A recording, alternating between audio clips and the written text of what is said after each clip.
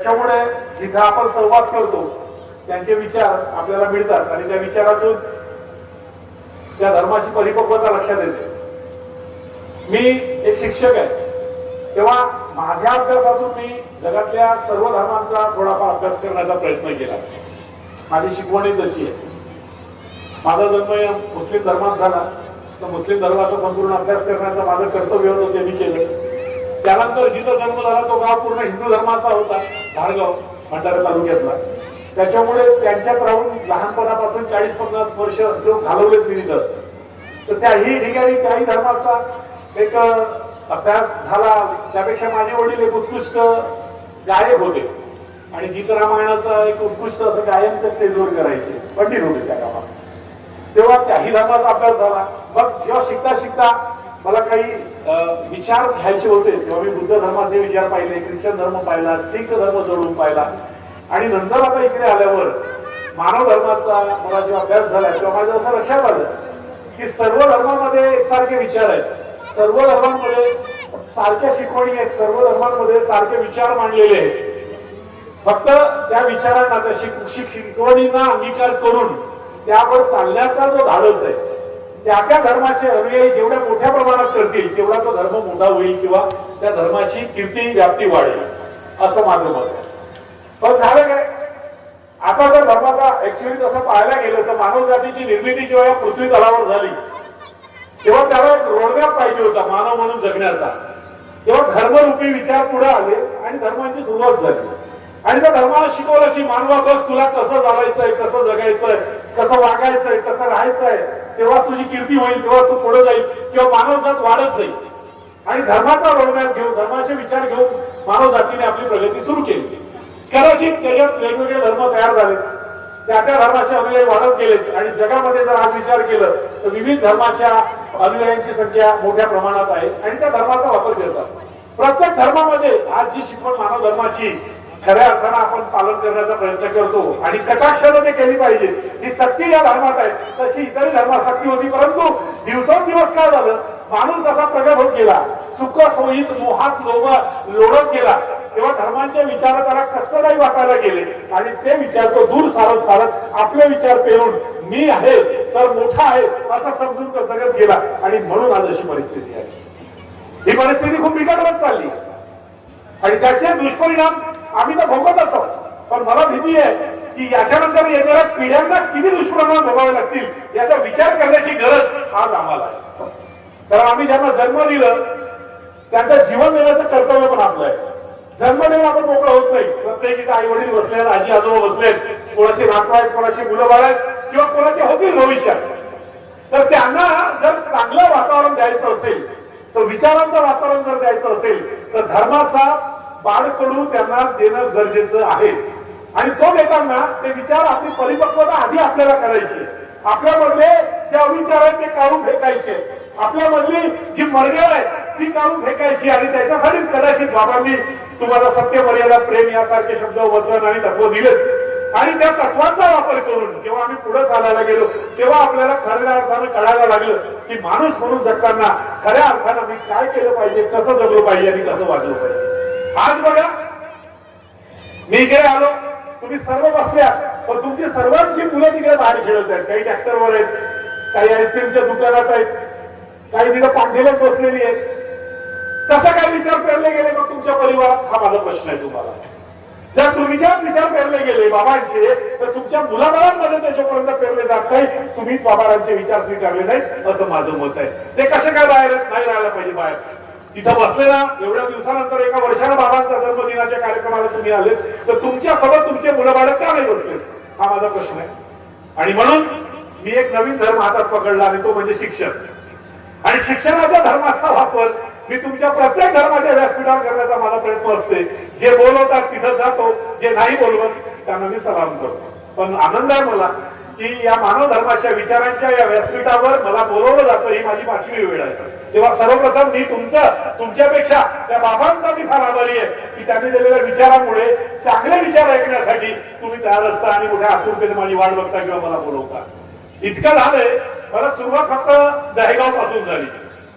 राजनजी काटेकर साहेबांनी मला दहेगावला शाळेत येऊन उचलून नेलं, सर चला थोडंसं जवळच पालडीवरून दहेगाव घेऊन गेले आणि तिथं मी माझ्या मनातले विचार व्यक्त केले, ते रेकॉर्ड झाले, काही लोकांनी ऐकले, त्यांनी विचार म्हणजे दुसऱ्यांकडे पाठ लागले, पण ते रेकॉर्ड झाले, ते विचार एवढ्या दूरपर्यंत पसरले की जिथं जिथं तुमच्या या संमेलनाचं किंवा बाबाच्या कार्यक्रमाचं आयोजन होतं त्या ठिकाणी मला फोन येतो, सर याल का, सर तुमची असेल तर वेळ द्या ना आम्हाला, आमची ही एमपी पासून मला फोन आले, त्या दिवशी अकोला अमरावतीवरून मला 2-3 फोन आले, त्यांनी तो एक व्हिडिओ मला वाटते गोड आपलं कोणतं गाव गोबरवाईचे विचार आहे, तेव्हा मला म्हणायचं आहे की विचारात मी काय बोललो, मी फक्त जे सत्य आहे ते तुमच्या पुढे मांडलं आणि प्रकर्षानं मांडलं, मला भीती नाही सत्य बोलायला, कारण मी जीवनात एकच गोष्ट शिकलो आहे, सत्याच्या मार्गावर चालायचं तो चालतो, त्या माणसाला कधीही कोणाची भीती राहत नाही, आणि म्हणून पहिला विचार देताना बाबांनी तुम्हाला सत्याचा दिला आहे, आणि म्हणून सांगतो सत्याच्या मार्गावर चालायला शिका, कुठलीच मरगळ, कुठलीच अधोगती किंवा कुठल्याच अशा विकृतीला तुम्हाला सामोरं जावं लागणार नाही, हेही मात्र सत्य आहे. पण आता झालं कसं आजच्या कंडिशन्स मध्ये, आज आमच्या मुलाबाळांचा मी विचार केला, कारण मी शिक्षणाला थोडा बोलतोय, तर त्याचा एक विचार जर केला तर आजची परिस्थिती खूपच बिकट झाली आहे. पहिल्याच्या काळामध्ये शाळा नव्हत्या, होत्या तर बिचारे कशा तरी कवेलू मातीच्या होत्या, बसायला जागा नव्हती, गळणाऱ्या शाळा होत्या, गुरुजी कमी पगाराचे होते, साधं वातावरण होतं, पण विद्यार्थ्यांचे विचार मात्र चांगले होते, कारण त्याचे आई वडील जरी शिकले नसले पण विचारांना परिपक्व होते. आता मात्र उलट झाले, शिकलेले आई वडील आहेत पण विचार मात्र फार कमी आहे, आणि हे जोपर्यंत विचार येत नसतील ना तोपर्यंत आपण कोणालाही चांगलं करू शकत नाही, कोणालाही घडवू शकत नाही. मग चांगले विचार येण्यासाठी बाबांनी दिलेल्या चांगल्या शिकवणीचा अंतर्गत आपल्यामध्ये स्वीकार करण्यासाठी सर्वप्रथम आमच्यामध्ये असलेल्या कुविचारांचा आम्हाला त्याग करावा लागेल. पण आपण ते करू शकतो का? मी बुद्ध धर्माची एक कथा वाचली तेव्हा मला असा एक प्रसंग मला गौतम बुद्धांचा आठवतो, तो तुमच्याशी मी शेअर करतो. गौतम बुद्ध सुद्धा एक फार मोठे एक राजाचे राजपुत्र होते. जेव्हा त्यांना खरं अर्थ कळलं माणूस काय आणि त्याची गती काय होते, त्याला मृत्यूला सामोरं जावं लागते, तेव्हा त्याला ज्ञानाची मग काय गरज होती, तेव्हा त्यांनी तो पूर्ण आपला राजपाट सर्व ऐश्वर्य आनंद सोडून ते संन्यासी म्हणून निघाले आणि फिरू लागले. फिरता फिरता आपल्या धर्माचा प्रसार करता करता ते एका गावात गेले. तो गाव एका मोठ्या अशा श्रीमंत माणसाच्या हातात होता. पाटील माणूस होता तो गावचा, त्याला खूप आपल्या श्रीमंतीवर गर्व होता. त्याला वाटलं हे गौतम बुद्ध जर माझ्या गावात आले तर माझ्या घरी आल्याशिवाय राहणार नाही, म्हणून त्याला मस्त व्यवस्था करून दिली की बाबा जर आले कोणाच्याच घरी जाणार नाही, कारण गावात कोणाचीच लायकी नाही बुद्धांना आपल्या घरी बोलवण्याची. मी मात्र श्रीमंत आहे, माझ्याकडे सर्व काही रेंचेल आहे, माझ्याकडे समृद्धीचा आहे, मी त्यांना सोन्याच्या ताटात जेवायला घालीन, मी त्यांना ऐश्वर्यामध्ये ठेवीन, बाबा माझ्याकडे देतील गौतम बुद्ध, असं त्याचे विचार होते. पण गौतम बुद्ध जेव्हा तिथं आले तेव्हा सरळ त्यांच्या नियमाप्रमाणे ते एका मठामध्ये बाहेर असं पडकं वाडा होता, तिथे जाऊन बसले झाडाखाली आणि आपले विचार देऊ लागले. लोकांना माहित झालं, लोक भेटायला जाऊ लागले. पण हा जो गावचा पाटील होता, श्रीमंत सावकार होता, हा मात्र गेला नाही. याला वाटलं वाईट की बाबा आले तर माझ्या इथं का नाही, म्हणून त्यांनी बोलवलं, पाठवलं, जा बाबांना सांगा की मी त्याला बोलवलंय. पण गौतम बुद्धांनी म्हटलं मी ज्ञानाचा प्रचारक आहे, ज्याला गरज असेल ज्ञानाची, ज्याला गरज असेल माणसाच्या विचारांची त्यांनी यावं. त्याला ती गोष्ट पोहोचली, त्यांच्या नोकरांनी जाऊन सांगितलं बाबा यायला तयार नाही. तर काय झालं, पुन्हा गौतम बुद्धाकडे जायचं ठरवलं. आम्हाला गेला पाटील आणि महाराजांना मला नाही नाही म्हणे तुम्हाला यावंच लागेल, मी तुम्हाला निमंत्रण देतो भोजनाचा, आणि तुम्ही तर फकीर माणसं, मग श्रीमंत बोलो गरीब बोलो त्याच्या दारात तुम्ही गेला पाहिजे, माझ्या घरात या. बाबांनी म्हटलं शब्द दिले येतो, तुझ्याही घरात येतो. गौतम बुद्धांनी म्हटलं आणि सायंकाळी आपल्या अनुयायांसोबत ते गेले.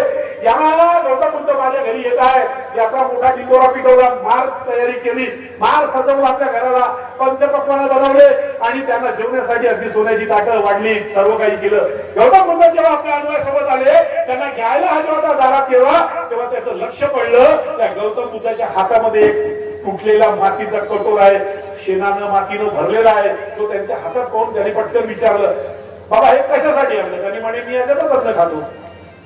तो विचार करायला लागला, एवढी मी तयारी केली, सोन्याच्या ताटात जेवण वाढलंय आणि हे म्हणतात मी या कटोऱ्यात खातो, आणि तोही म्हणलेला भरलेला. नाही नाही म्हणे कसं वाटलं म्हणे तुम्ही इथं खाणार का? म्हणे नाही नाही नाही म्हणे मी तर सोन्याच्या ताटात वाढलोय म्हणे, तिथं तुम्ही खा म्हणे. गौतम बुद्धांनी म्हटलं बाबा रे तुझं अन्न तुम्हाला या ताटात दे ना, या माझ्या कटोऱ्यात दे. नाही म्हणे एवढ्या खाल्लेल्या कटोऱ्यामध्ये मी तुम्हाला अन्न देऊ शकत नाही. तेव्हा गौतम बुद्धांनी म्हटलं तू घाणवड्या कटोऱ्यामध्ये अन्न देऊ शकत नाही तर मग तुझ्या मनामध्ये जे घाणेरडी विकृती आहे, तुझ्यामध्ये श्रीमंतीचा जो गर्व आहे, तुझ्यामध्ये आपल्याकडे असलेल्या ऐश्वर्याची जी गरमी आहे, त्या ठिकाणी मी जेवण कसं करू शकतो?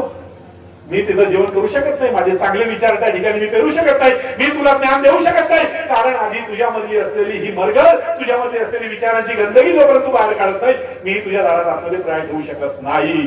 तेव्हा त्या श्रीमंताला कळलं नाही, बरोबर आहे. म्हणून आधी आत्म्यातून पवित्र व्हा, त्याच्यानंतर बघा चांगले विचार आपोआपच तुमच्या मनात घर करतील आणि त्या कृतीतून उतरवा, त्या कृतीतून उतरवा. मी म्हणतो आता अनेक संमेलन होतात, अनेक व्याख्यान होतात, अनेक लोक आपले अनुभव सांगतात. किती दिवस सांगत राहायचं आपले अनुभव? प्रत्येकाला बाबांचा अनुभव आलेला आहे, कुठल्या ना कुठल्या मार्गातून आलेला आहे. पण त्या अनुभवातून तुम्ही शिकलेला आहे का म्हणून पुन्हा पुन्हा पुन्हा पुन्हा विनंतीच्या माध्यमातून भावना बोलवून किंवा व्यास संमेलन करून पुन्हा पुन्हा सांगायचं? झालं ना, एक वेळा विचार पटले, आता त्याच्यावर चालायचं काम आम्ही करायचं आहे आणि त्या दिशेला आपल्याला पुढे जायचंय. त्याच्यात एक दिशा देतो ती म्हणजे शिक्षणाची, संस्काराची, मूल्याची, आणि तीच देण्याचं काम मी करतो. मी एक शिक्षक आहे. अनेक लोक शिक्षकाचं पवित्र कार्य करतात, कारण मी एक गोष्ट मानतो, शिक्षकासारखा पेशा मानव जातीला दुसरा या भूतलावर लागू शकत नाही. जगातला सर्वोत्तम पेशा आहे गुरुचा, जो ज्याला मिळाला तो फार मोठा. ठीक आहे, त्याला पगार कमी असेल, त्याची व्याप्ती कमी असेल, त्याला गावातलेच लोक फक्त ओळखत असतील, पण एवढं सांगतो, कर्म चांगले असले ना त्याला ओळखीची परिचयाची गरज राहत नाही. मी सुद्धा एक प्राथमिक शिक्षक आहे, पण मला ज्या गावात काम केलं कोण गावच नाही, तर महाराष्ट्राच्या पटलावर माझी ओळख निर्माण झाली आहे. पेक्षा देशाच्या बाहेर नाही, देशातले नाही, देशाच्या बाहेरचे लोक मला भेटायला माझ्या शाळेपर्यंत आले. का? मी फक्त प्रामाणिकपणे आपले कार्य केले, जे मला कर्तव्य दिले त्या कर्तव्याचं मी पालन केलं. आणि म्हणून सांगतो इथं बसलेल्या सर्वांनी, तुम्हाला जे कर्तव्य मिळाले त्या कर्तव्याचा तुम्ही पालन करा. सर्वात पहिले मानव म्हणून तुम्ही जन्माला आले, मानव जातीचे ज्या कर्तव्याचे बाबांनी सांगितले त्याच्यावर चालण्याचा प्रयत्न करा. त्यानंतर तुम्हाला जो रोल दिलाय, बाप म्हणून, आजा म्हणून, आजी म्हणून, माय म्हणून, काका म्हणून, मामा म्हणून, मावशी म्हणून, पोरगा म्हणून, पोरगी म्हणून, सून म्हणून, तर प्रत्येक कार्याला न्याय देण्याचा प्रयत्न करा. तुम्ही शोभूनच दिसाल, पण तसं होत नाही. आम्ही फक्त येतो, बाबांच्या पुढे नतमस्तक होतो, त्यांना मानतो म्हणून त्याच्याबद्दल आम्ही सांगतो, त्यांचे विचार आम्ही काढतो, पण ते अंगीकारतो काय याचा प्रश्न महत्वाचा आहे. मी व्यसनावर बरेचदा बोलतो की या धर्माची व्याप्तीचा सर्वात मोठा कारण आहे व्यसनमुक्ती, आणि ती मानव जातीला जळलेला फार मोठा विकृत असा विषय होता की ज्याच्यामुळे अनेक लोक बर्बाद झाले, परिवार बर्बाद झाले, देशोधडीला लागले. असा जो व्यसन होता, त्या व्यसनाच्या रूपानं दारूला आम्ही सोडलं. दारू पिणाऱ्याशी संबंध ठेवायचा नाही, दारू पिणाऱ्याला दारात येऊ द्यायचं नाही, दारू पिणाऱ्यांचं कुठलाही काही घेणं देणं ठेवायचं नाही, हे बाबांचं म्हणणं होतं आणि तुम्ही ते स्वीकारलं आणि खूप फार चांगली गोष्ट आहे. पण माझा प्रश्न कधी कधी असतो, बाबांनी काय म्हटलं? व्यसन मुक्ती. मग व्यसन म्हणजे काय? याचा अर्थ फक्त दारू होते का? व्यसन म्हणजे फक्त दारू नाही, व्यसन म्हणजे सारे व्यसन, खाण्याचे पिण्याचे सारे व्यसन. मग तो खरा असो, तंबाखू असो, बिडी असो, सिगारेट असो, ड्रग्ज असो, घोटून खाल्लेली तंबाखू असो की काही असो, हे सारे व्यसन त्याचे देतात. आणि हेही व्यसन झाले ते फक्त खाणे पिण्याचे. मोठे व्यसन तर आपल्या आतमध्ये अजूनही आहे. आपल्या मनातली विकृती, आपल्या मनातला राग, आपल्या मनातला लोभ, आपल्या मनातली वासना, आपल्या मनातला मत्सर, आपल्या मनातला दुसऱ्या प्रकारची दुराचाराची भावना, आता सर्वात मोठा व्यसन आहे. या सर्वातून मुक्ती करण्याचा बाबांनी मार्ग दिलाय असं मला वाटतं. आणि ह्या सर्वातून जर मुक्त झाले तर खऱ्या अर्थानं व्यसन मुक्ती झाली समाजाची, असं मी मानेन. आणि म्हणून मी मागच्या भाषणात बोललो, आताही बोलतो की आता सेवकांनी आपल्या घराच्या पुढं फक्त दारू पिऊन येऊ नये असं लिहिण्यापेक्षा कुठलाही व्यसन करत जर कोणी असेल त्यांनी आमच्या घरात पाय ठेवू नये अशी पाठी लावायला सुरुवात करायची. आता कुठलाही व्यसन चालणार नाही. जर त्याला कुठलाही मी सांगितलेलं खाण्यापिण्याचा, विचारांचा, मनातला कुठलाही व्यसन असेल तो बाबांच्या पंक्तीत बसू शकत नाही असं मला वाटतं. आणि हे विचार करण्याचं काम करायचं आज गरज आहे. बघा, शहरी जीवनाचं वेगळं आहे. आज आमच्या ग्रामीण भागातल्या जीवनामध्ये विचार नाही पेरले जात. याचं कारण आहे विचार ऐकायला आम्ही तयार नाही होत. मग एका मानव धर्माच्या रूपानं चांगले विचार करण्याची जेव्हा संधी आली, ज्या ठिकाणी तुम्ही हजारोने गर्दी करता, ते विचार घेण्याचा प्रयत्न करा आणि ते विचार आपल्या पिढ्यांमध्ये पेरण्याचा प्रयत्न करा. आणि त्यासाठी घरामध्ये तसे वातावरणाची निर्मिती करा. मी म्हणतो तुम्ही सकाळी उठता, विनंतीसाठी सकाळी 5:30-6ला उठता, आंघोळ पाणी करून बाबांसमोर बसून विनंती करता, तर त्याच वेळेस विनंती झाल्याबरोबर माझ्या मुलांना अभ्यासाला बसलं पाहिजे असे एक नियम तयार करा. तोही महत्वाचा आहे. ज्यावेळेस तुम्ही सायंकाळी प्रार्थना करता, जे काही करता, त्यावेळेस सुद्धा झाल्याबरोबर तुम्ही पुस्तक हातात पकडली पाहिजे असे विचार तुम्ही करण्याचा प्रयत्न करा. तुम्हाला माहित आहे आम्ही लोक गावात लागणारे साधे लोक, आमच्यामध्ये फार साधेपणा असतो. फक्त मार्ग देवाला चांगला असला आम्ही त्याला स्वीकारतो. मी बघा, मी खराशीला होतो.